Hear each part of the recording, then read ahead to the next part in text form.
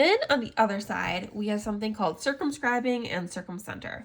So circumscribed is basically the opposite of inscribing something. So to circumscribe, it says to draw a shape around a figure so that the shape intercepts, intercepts the vertices of the figure.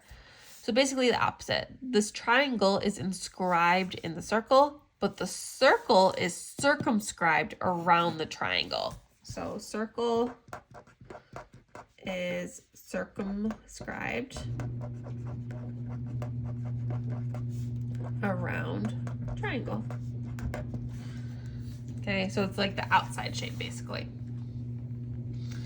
Actually, let me put that. So inscribed is like my inside shape. And then circumscribed is my outside shape.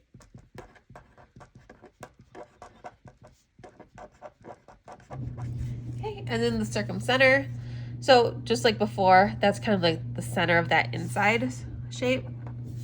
But it's also the center of like this whole circle. So it says the point at which the perpendicular bisectors of a triangle sides intersect.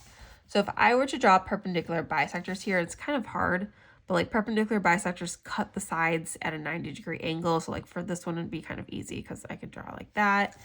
Here, if I like try to do like a perpendicular bisector to this CB, that's going to be maybe try to draw 90 degrees. Like right here about. Drawing an eyeball. And then same thing. So try to draw 90 degrees right here. Like that. And they all intersect at that circumcenter. It is also the center of the circumscribed circle of that triangle. So this center is the center of the circle. Okay. And then we have a fact here, and it says the distance from any vertex to the circumcenter of a circle circumscribed about a triangle is congruent. So basically, if we have a circumcenter here, that circumcenter is an equidistance from any edge, which makes sense because it's basically like a radius at that point. AO, OC, and OB are all equal to each other because those are all radiuses.